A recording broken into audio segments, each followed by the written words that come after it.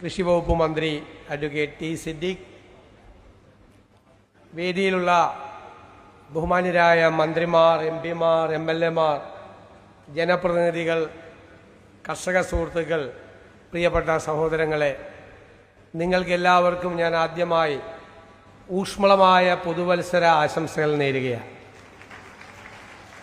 ഈ വർഷം നിങ്ങളുടെയും നിങ്ങളുടെ കുടുംബത്തിൻ്റെയും നാടിൻ്റെയും എല്ലാം സ്വപ്നങ്ങൾ സാക്ഷാത്കരിക്കാനുള്ള വർഷമായി മാറട്ടെ എന്ന് ഞാൻ ആശംസിക്കുന്നു.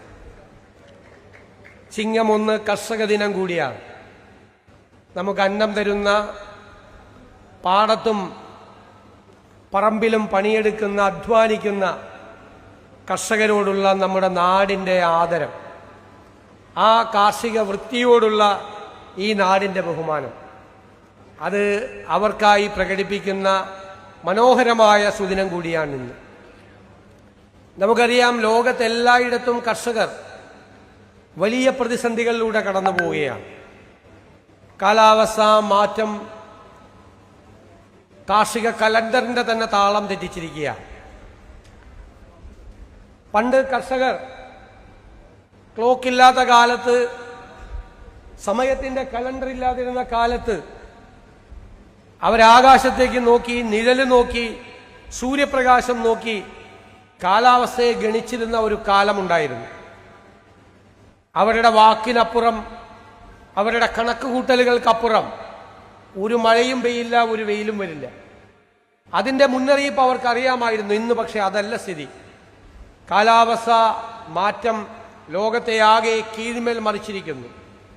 അതിൻ്റെ ആദ്യത്തെ ഇരകളാണ് കർഷകർ എന്ന് നമ്മൾ തിരിച്ചറിയണം. ആദ്യത്തെ ഇരകളാണ്. കാരണം ആ കാർഷിക കലണ്ടർ, അവരുടെ മനസ്സിലുള്ള ധാരണകളൊന്നും അവർക്ക് നടത്തിക്കൊണ്ടു പോകാൻ കഴിയില്ല. ഓരോ പ്രളയമുണ്ടാകുമ്പോഴും, ഓരോ വരൾച്ചയുണ്ടാകുമ്പോഴും അതിലെ ഏറ്റവും വലിയ ഇരകൾ പാവപ്പെട്ട കർഷകരാണ്.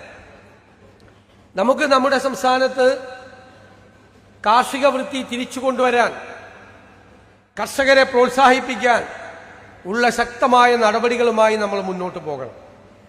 ഈ ഗവൺമെന്റിന്റെ പ്രഖ്യാപിത നയം അത് തന്നെയാണ്. കർഷകർക്ക് പൂർണ്ണമായ പിന്തുണ കൊടുക്കുക, അവരെ പ്രയാസത്തിലാക്കാതിരിക്കുക.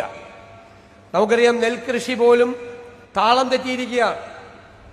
നെൽ കർഷകർക്ക് കൃത്യമായ പ്രതിഫലം കിട്ടാറില്ലായിരുന്നു.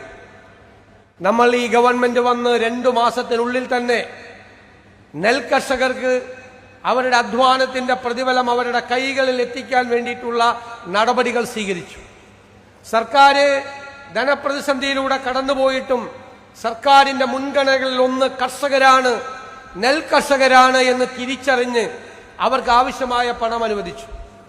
കൃഷിമന്ത്രിയുടെ നേതൃത്വത്തിൽ ഒരു ചർച്ചകൾ നടത്തി, വ്യാപകമായ തരത്തിൽ ചർച്ചകൾ നടത്തി, അതിനൊരു പദ്ധതി, എല്ലാ പ്രാവശ്യവും അവർക്ക് നെല്ല് അളന്നു കൊടുത്താൽ ആ നെല്ലിന്റെ വില കിട്ടുന്ന ഒരു സംവിധാനം തീർച്ചയായും ഇനി ഉണ്ടാക്കും.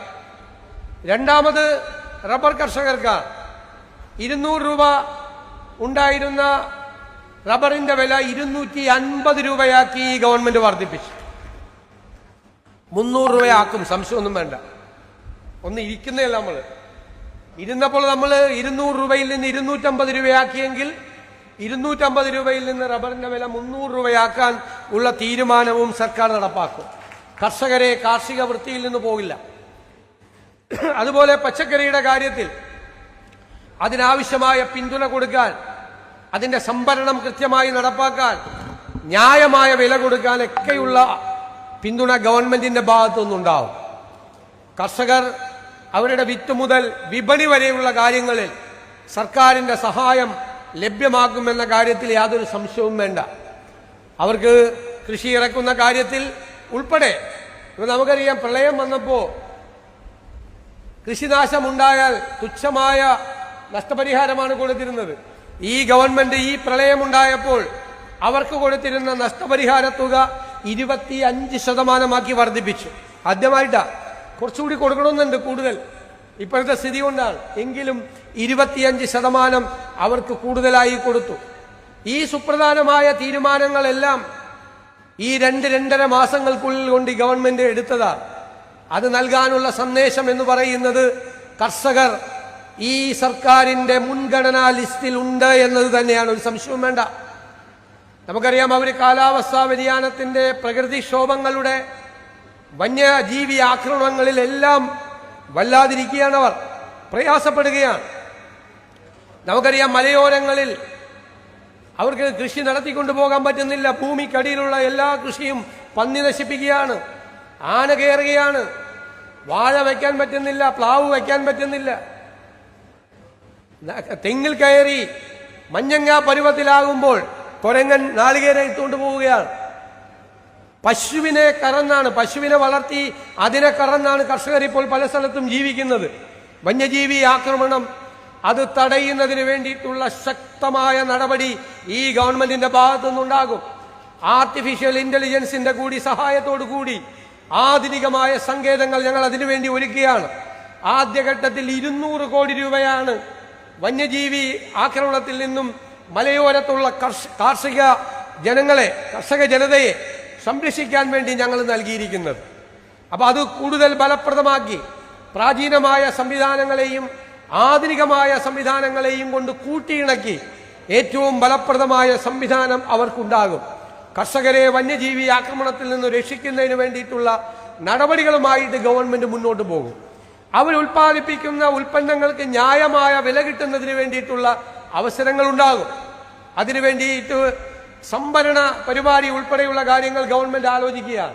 കർഷകരുടെ ഉൽപ്പന്നങ്ങൾ സംഭരിച്ച് മറ്റ് സമയങ്ങളിൽ മാർക്കറ്റിൽ വില കൂടുന്ന സമയത്ത് അത് വിൽക്കുന്നതിനാവശ്യമായ സംവിധാനങ്ങളെക്കുറിച്ച് ഗവൺമെന്റ് ഗൗരവമായി ആലോചിക്കും. സപ്ലൈ ചെയിൻ മാനേജ്മെന്റ് മോഡൽ വലിയ സംഭരണ ശേഷി കാർഷിക ഉൽപ്പന്നങ്ങൾക്ക് നൽകുന്ന കാര്യം ഗവൺമെന്റിന്റെ പരിഗണനയിലാണ്. അതുപോലെ നമുക്കറിയാം, നമ്മുടെ ഭൂമി സംബന്ധമായ ധാരാളം നിയമങ്ങളുണ്ട്. ആ നിയമങ്ങൾ വിപ്ലവകരമായ നിയമങ്ങളായിരുന്നു ആ കാലഘട്ടത്തിൽ. ഇന്ന് കാലം മാറി. ആവശ്യമായ ഭേദഗതികൾ ഭൂനിയമങ്ങൾക്ക് ഉണ്ടാകുമെന്ന് ഗവൺമെന്റ് തെരഞ്ഞെടുപ്പിന് മുമ്പ് ഞങ്ങൾ പ്രഖ്യാപിച്ചു. ഗവൺമെന്റ് അതിനുശേഷവും പ്രഖ്യാപിച്ചു. കേരളത്തിലെ തോട്ടങ്ങൾ പൂട്ടിക്കിടക്കുകയാണ്. ആ തോട്ടങ്ങൾ പൂട്ടിക്കിടക്കുമ്പോൾ പാവപ്പെട്ട ലയത്തിലുള്ള പാവപ്പെട്ടവർ പട്ടിണിയിലാണ്. കാർഷിക വൃത്തിയിൽ നിന്ന് അടുത്ത ജനറേഷൻ പിന്മാറുകയാണ്. ആ പൂട്ടിക്കിടക്കുന്ന തോട്ടങ്ങളെ തുറന്നു പ്രവർത്തിപ്പിക്കാൻ ആവശ്യമായ എല്ലാ നടപടികളുമായി ഗവൺമെന്റ് മുന്നോട്ട് വരികയാണ്. ഭൂനിയമങ്ങളിൽ ഭേദഗതി വരുത്തിയാൽ ഒരു സംശയവും വേണ്ട. ഭൂപരിഷ്കരണം 2ാം ഘട്ടം ആരംഭിക്കുക. ആ നിയമങ്ങളിൽ ആവശ്യമായ ഭേദഗതി വരുത്തും. അവിടെ കണ്ടീഷനിലായി അവിടെ ടൂറിസം കൂടുതൽ തുടങ്ങാനുള്ള സംവിധാനം ഉണ്ടാവും.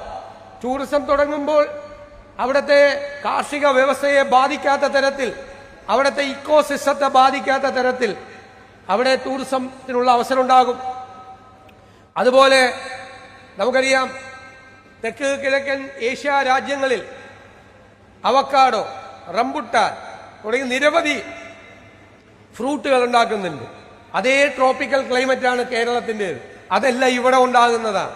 ഇപ്പം മൾട്ടി ക്രോപ്സ് ഈ പ്ലാന്റേഷനുകളിൽ അനുവദിക്കാനുള്ള തീരുമാനം ഗവൺമെന്റ് എടുക്കാൻ പോയാ. അതോടൊപ്പം ഒരു കണ്ടീഷൻ കൂടിയുണ്ട്. ഈ ക്രോപ്പെല്ലാം വാല്യൂ അഡീഷൻ നടത്തി ഉൽപ്പന്നങ്ങളാക്കി നമുക്ക് കയറ്റുമതി ചെയ്യണം. ഈ വാല്യൂ അഡീഷൻ, കേരളത്തിലെ സുഗന്ധദ്രവ്യങ്ങൾ, കാർഷിക ഉൽപ്പന്നങ്ങൾ, ഇതെല്ലാം വാല്യൂ അഡീഷൻ ചെയ്ത് മൂല്യവർദ്ധിത ഉൽപ്പന്നമാക്കി അങ്ങനെ ആക്കിയാൽ അതിന് കേരള ബ്രാൻഡ് കൊടുക്കാൻ പോയാൽ, കേരള ബ്രാൻഡ്, കേരളത്തിൽ ഉണ്ടാക്കുന്ന ഉൽപ്പന്നങ്ങൾക്ക് കേരള ബ്രാൻഡ്. നാളെ വിഴിഞ്ഞം തുറമുഖത്ത് നിന്ന് കയറ്റുമതി ഇറക്കുമതി പരിപാടികൾ ആരംഭിക്കുകയാണ്. സംരംഭം തുടങ്ങിയ കേരളത്തിന്റെ വികസനത്തിന്റെ നാഴികക്കല്ലാവാൻ പോവുകയാണ് ആ കയറ്റുമതി ഇറക്കുമതി സംരംഭങ്ങൾ തുടങ്ങുന്നത്. ഇപ്പോൾ നമ്മൾ ചെയ്യുന്ന സുഗന്ധദ്രവ്യങ്ങളായാലും മറ്റുൽപ്പന്നങ്ങളായാലും ഒളിയോർസൻസ് ആയാലും അതെല്ലാം ഇപ്പോൾ ചെയ്യുന്നതിന്റെ പകുതി ചെലവിൽ കയറ്റുമതി ചെയ്യാൻ കഴിയും. ഇപ്പോൾ ചെയ്യുന്നതിന്റെ 1/3 സമയത്ത് കയറ്റുമതി ചെയ്യാൻ കഴിയും. അപ്പൊ ഇനി കേരള ഉൽപ്പന്നങ്ങൾക്ക് കേരള സർക്കാർ കേരള ബ്രാൻഡ് കൂടി കൊടുത്തുകൊണ്ട് കേരളത്തിലെ കാർഷിക ഉൽപ്പന്നങ്ങൾ ഉൾപ്പെടെ കയറ്റുമതി ചെയ്യുന്നതിനുള്ള സംവിധാനങ്ങൾ കൂടി ഏർപ്പെടുത്തും. ഞാൻ നിങ്ങൾക്ക് ഉറപ്പ് തരുന്നു, കർഷകരെ മറക്കില്ല ഈ ഗവൺമെന്റ്. കർഷകരെ ചേർത്ത് നിർത്തി അവർക്ക് ആവശ്യമായ പിന്തുണ കൊടുത്ത് അവർ ഈ നാടിന്റെ നട്ടെല്ലാണ് എന്ന് തിരിച്ചറിഞ്ഞുകൊണ്ടുള്ള കർഷക ബന്ധുവായി ഈ ഗവൺമെന്റ് പ്രവർത്തിക്കും എന്ന വാക്ക് ഈ പുതുവർഷത്തിൽ നൽകിക്കൊണ്ട് ഈ പരിപാടി സംഘടിപ്പിക്കുകയും അതുപോലെ കാർഷിക മേഖലയിൽ പ്രശ്നങ്ങൾ വളരെ പെട്ടെന്ന് നന്നായി പഠിച്ചെടുത്ത് ആ വിഷയങ്ങൾക്ക് പരിഹാരമുണ്ടാക്കാൻ ശ്രമിക്കുകയും ചെയ്യുന്ന നമ്മുടെ കൃഷിമന്ത്രി അഡ്വക്കേറ്റ് ടി സിദ്ദിഖിനെയും അദ്ദേഹത്തിന്റെ ടീമിനെയും ഞാൻ പ്രത്യേകമായി അഭിനന്ദിച്ചുകൊണ്ട് ഈ കർഷക ദിനാഘോഷ പരിപാടികൾ ഉദ്ഘാടനം ചെയ്തതായി അറിയിക്കുന്നു. നന്ദി. ഇവിടെ അവാർഡ് ജേതാക്കളെ എല്ലാവരെയും ഞാൻ പ്രത്യേകമായി അഭിനന്ദിക്കുന്നു. അതിലെനിക്കൊരു വലിയ സന്തോഷം, ശ്രീ ചെറുവയൽ രാമൻ കൂടി ഇവിടെ ആദരിക്കപ്പെടുകയാണ്. അദ്ദേഹം നമ്മുടെ വിത്തുകളെല്ലാം സംരക്ഷിച്ച ആളാണ്. നിസ്സാരമായ നടപടിയല്ല അദ്ദേഹം എടുത്തത്. ഞാൻ പക്ഷെ അദ്ദേഹത്തിന് ഞാൻ 15 വർഷം മുമ്പ് അവാർഡ് കൊടുത്തിട്ടുണ്ട്.